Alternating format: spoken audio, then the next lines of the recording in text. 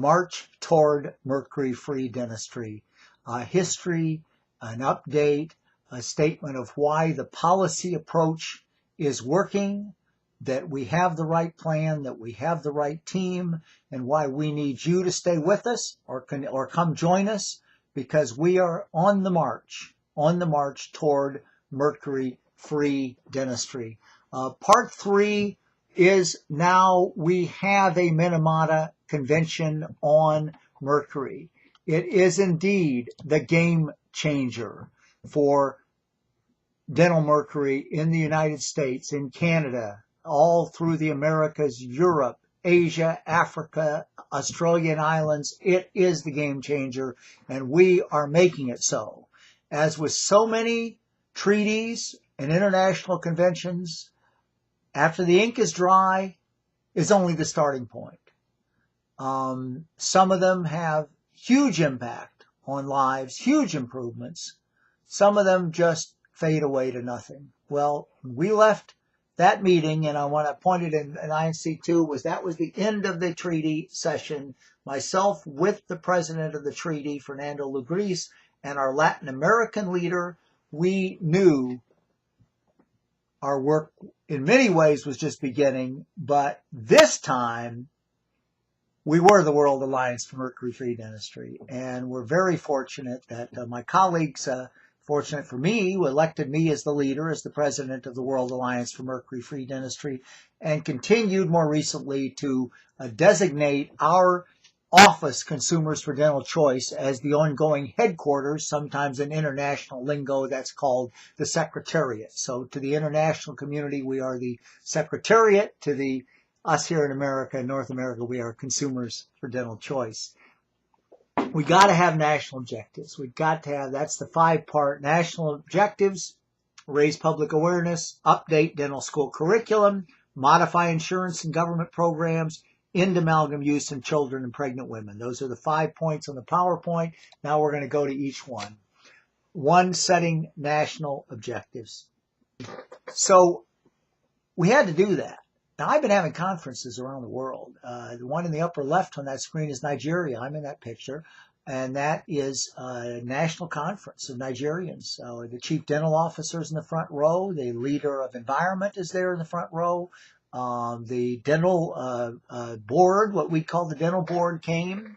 And the other agencies concerned with this, the customs, and the lead nonprofit groups, the NGOs. We always work through local nonprofit groups. There's no way I would go into Nigeria, Uruguay, Bangladesh, Tunisia, any of the other places I've been, and walk in and say, here I am, isn't that cool? No way.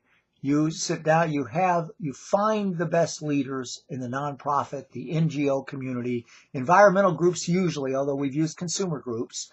And certainly we work with dentists all over the world, and people need to know that. Our dentist leader, Graham Monroe Hall of the UK, is the kind of head of that whole part of our program. So anyway, we've done it. In the lower left is Philippines, and I'm pleased to say that the lady I'm shaking hands with there in 2012, in 2016, became the Secretary of Health. And that's pretty significant. So you meet people, you got them, you work with them.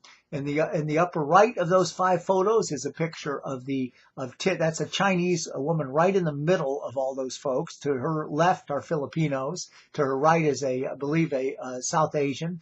And that was in Bangkok. We, working with the UN Environmental Program together, Consumers for Dental Choice, World Alliance for Mercury-Free Dentistry, and the UN Environmental Program jointly sponsored a conference of 10 Asian nations, governments, and nonprofit groups to figure out a strategy. We're not talking small nations. We're talking China and India, Indonesia, Philippines, Vietnam, Bangladesh, Pakistan, and a few others. So it's pretty cool, and it moved things forward dramatically. I, in turn, was in China soon after that for a national conference there. Number 2 is raising public awareness. Now, the lower left brochure has its own story, and we were involved. Sylvia Dove of my staff worked closely with Michael Bender. He's one of the real heroes of this whole thing. He runs the Mercury Policy Project in the tiny state of Vermont, but he works worldwide. He's been everywhere. He's mentored me, and we work as a very close team on U.S. work. We're the two that from the U.S. that are going to be, one of us is going to be at about everything. And Michael persuaded the UN Environmental Program to do a booklet. Michael wrote it. Sylvia helped write it, helped edited it. The UN had all these other people in it. It took forever. It took 6 years, 5 years, maybe more. It seemed like 50. Anyway, it's done. And it is a UN publication. It is the framework because international guidance is in the treaty. Those words, that's how you're supposed to reduce amalgam use. That provides a guidance. It's got great stuff. The right side on the Raising Public Awareness PowerPoint is a brochure from Nigeria. Nigeria, the largest country in population in Africa by far, and they have a brochure going all over the country explaining to people the major risks of amalgam, the choices, and that they can definitely choose the alternatives. And when you read that brochure, you will not choose a mercury filling. You can take that to the bank. Curriculum is a very big part of that. New York University, a dental school, changed its curriculum several years ago and said, we're done with amalgam. You don't need to use it. You don't need to learn it. They don't have it in their clinic anymore. They are post-amalgam. And they said environment and technology. Technically inferior, environment, Minamata, they mentioned it. So that's the U.S. And the lower upper right is the Ivory Coast. That's a dental school professor that's helped lead the change at that dental school and our African leader. Here am I with dental students in Bangladesh. This is dental students who support and don't want to practice mercury-based dentistry. They want to be amalgam-free. That's another picture when I spoke to a dental school also inside. That's India, and the upper left is Bangladesh. Modified government programs. That lower left is Connecticut. We actually have a model state program contract with the Connecticut Coalition for Environmental Justice. And I'm speaking, that's on the steps of Hartford City Hall, right where I was there. We persuaded the Hartford City Council to stand up for us, stand up for Medicaid recipients. Connecticut is saying that adults on Medicaid must get mercury fillings, and children are heavily steered to mercury fillings because, get this, they kicked the mercury-free dentists out of the program. So we're fighting back. We're fighting back. We're going to change Medicaid. We already changed it in Oregon, where we have a great county commissioner working with us, Mary Sterrett of Yamhill County. Mary uncovered, working with us, the fact that Oregon changed its Medicaid plan. This is really good. They used to mandate mercury fillings in Medicaid. They said there were so many mercury-free dentists that people couldn't find a dentist that wasn't mercury-free. And they needed access to all dental care. So Oregon says it's okay to be a mercury-free dentist, and it's okay for people to get mercury-free fillings. They changed the policy. It was great. They didn't tell anybody. So Mary's county commissioner insisted that the Oregon health plan get the word out. And she got the word out in her county, and that's part of our effort here, of course, is so people know what their choices are. So modifying government programs. We also have gone to the Indian Health Service. We have a resolution from the American Congress, the National Congress of the American Indians, that says no more amalgam on the reservations. Get rid of it. We petitioned the Indian Health Service and a Native American group joining us. The two of us have gone in, and we've pushed for changes. They acknowledge they must reduce the Indian Health Service acknowledges they have and will reduce the use of amalgam. They did not agree to phase it out, but we got some action. We got some response. Our lead program in the United States right now, as I speak in 2017, is Demand Your Choice. Go to the website, http://demandyourchoice.com. Demandyourchoice.com. That is our program in miniature. We are asking consumers to challenge their insurance company and to write us so we can compile information to go to their insurance company and their insurance commissioner in that state. We need dentists to work with you. I'm going to be giving a speech on that at the Holistic Dental Association meeting in late March in Chicago. about the demand your choice. We are urging businesses. The next chapter and the one we're unveiling now is to work with businesses, to get businesses to change their policies, as some have, like the Parker Hannifin Company in Cleveland. So clearly they can do that. Dr. Mercola continues to write about that. As I said in part one, Dr. Mercola repeatedly says, don't go to a dentist who uses mercury. Demand mercury-free fillings. If your dentist gives anything else to anybody, get your walking papers. You can find a dentist. There's a lot of them in America. So the point is, go to a mercury-free dentist and fight the insurance company that's trying to force you into getting mercury fillings by policies that steer you by the financial ways that they operate and the dentists who aren't pushing back. I know the dentists listening to this are pushing back. We can change insurance in America. Combination of consumer pressure, dentists, enlightened employers, and insurance commissioners. So that is demand your choice. That won't be easy. It wasn't easy to end the gag rule. It wasn't easy to get Minamata Convention language on amalgam. Changing insurance is not going to happen overnight, but we need to begin, and we have begun, and we will have an aggressive, sustained program so that composite is chosen, is the same right to get it, and the same coverage for the consumer as amalgam, and that the mercury-free dentist is treated fairly, which so often the mercury-free dentists have not been treated fairly on the amalgam issue. You know that, on amalgam and other issues. Let's go to part 5. Ending amalgam use in children and pregnant women. There's a program there to get in poor people on the left, to get them mercury-free dentistry. We're not going to leave anybody behind.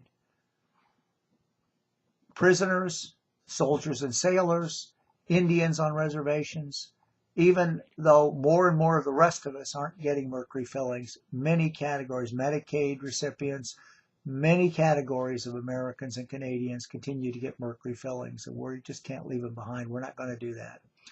Europe's not leaving them behind, and there's something pretty exciting. That right photo is a number of Europeans plus me on the steps of the Parliament, and those folks are from Poland and France and Germany and Italy, from Luxembourg, from Sweden, Denmark, Spain. We had quite a team of folks there, and we met with members of Parliament. In fact, there's staff members of 2 members of Parliament right there in that picture. And so we succeeded. We succeeded in quite a battle in the fourth quarter of 2016. It was costly, by the way, and it wasn't in our budget. I again urge dentists that have sat on the sidelines and maybe even applauded to get in the game, get off the bench, because we've got a lot of battles ahead. And this battle we won. We got through it was complicated, as is every government system. The European Union has the Parliament, but they're not supreme like the United Kingdom, like they are in England. They're co-equal with 2 other players: Commission, Parliament, Commission, Council, all in Europe. European Parliament, European Commission, European Council of Europe, all have equal say. So first we had to win in Parliament, and we did. We did not win with the Commission. We lost. The Council was the tiebreaker, so we had to circle back to because the Council is the 28 governments. We had to circle back to the national capitals in Rome and Berlin and Paris and Madrid and so on, to Warsaw, to push the governments to adopt what the Parliament had done, not what the Commission had done.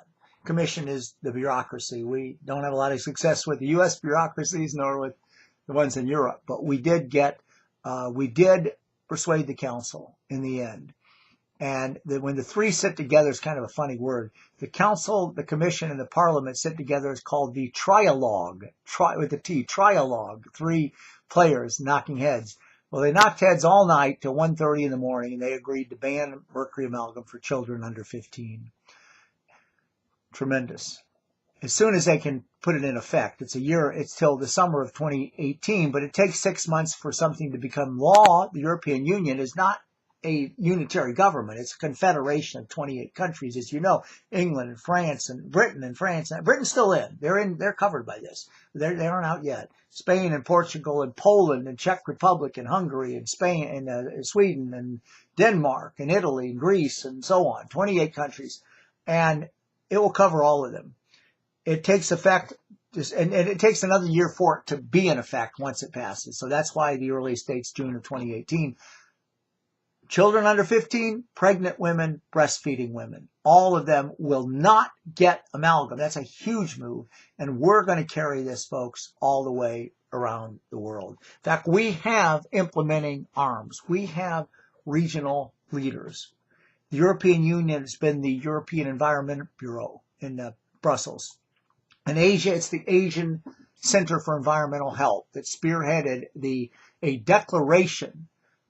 Declaration is kind of an international, signed on to by many countries document. Dhaka is the capital of Bangladesh. The Dhaka Declaration for Mercury-Free Dentistry for Asia, signed by civil society, nonprofit groups, others all over Asia in support of that. That is a framework that we're working in Asia. In Africa, similarly, is the African Center for Environmental Health based in Abidjan, Cote d'Ivoire. They, working with us, spearheaded the Abuja. Abuja is the capital of Nigeria, and I was there when this document was written. The Abuja Declaration for Mercury-Free Dentistry for Africa. And that's a commitment. We're talking across the board, the Americas, Africa, Asia, Europe, the islands. In fact, under Europe, the ban on children is not the end at all, There are two more major stages to come. We get the ban on children in 2018. In 2019, every country must submit its plan on amalgam. After not giving it to children or pregnant women, nursing mothers, they have to have their plan for the rest of Europe. Our energies are directed in Europe toward a phase out in the major countries. That's 2019 is their plan. 2020, the European Commission, speaking for the European Union, must recommend the future of amalgam. We think by then the handwriting will be on the wall and the recommendation will be phase out amalgam in Europe. It won't just be that way because we hope it's going to be. We have to work to make it so. And that's what we do. That's the work of Consumers for Dental Choice. All over the place. And let's shift it back now to America because the Minamata Convention has had a major effect right here. The US Environmental Protection Agency, December 2016, mandated separators in every dental office. That had sat for a long time, but now with Minamata, they knew they had to act, and they did. So US EPA has come to the table.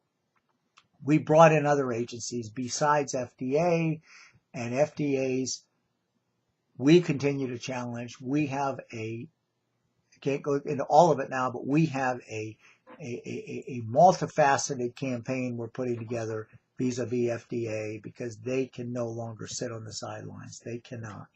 Not with the Minamata Convention on mercury. So they're going to have to fish or cut bait in the near future. And so FDA, all the other agencies that are involved in this, and EPA, we're seeing action, and we certainly have the best liaison possible with U.S. State Department civil servants who we've worked with since very closely since 2010. So in the United States, and the same in Canada, we have a petition to Environment Canada in English and French, which is giving them a specific plan of how they can phase down, and we hope phase out amalgam. That's the three parts of our program of the lecture I'm presenting to you. There are definite ways you can help. As this poster board will tell you, this is our folks. This is folks from around the world. Aim to do something big. That's the leader of China that pulled that incredible move of ending the use of communism, socialism, and moving to capitalism, while still calling it socialism. So, there are ways to win these battles, but just get the substance done. We're doing the substance. We're ending the use of amalgam, and I think doing it the best way we can. We urge you to stay with us, to participate as you can, donate, sign up for the action alerts, heed the action alerts, and, certainly stay in touch. I do go to Dental Society meetings, all of them that I can. And we're very easy to reach in our office. Charlie, CHARLIE, at toxicteeth.org. Just drop me a note and let me know a little about yourself if I don't know you. And we want to work with you because in America, the United States, we are seeing major changes. We saw the end of the gag rule. We saw the growth of mercury-free dentists, the major growth in consumer awareness, the starting to change of the Medicaid, the challenge to the insurance plans, the environmental regulations. Things are definitely moving. We want to move them faster, and we definitely want to move them farther. So it's been my pleasure to speak to you over this past hour on the march to mercury-free dentistry.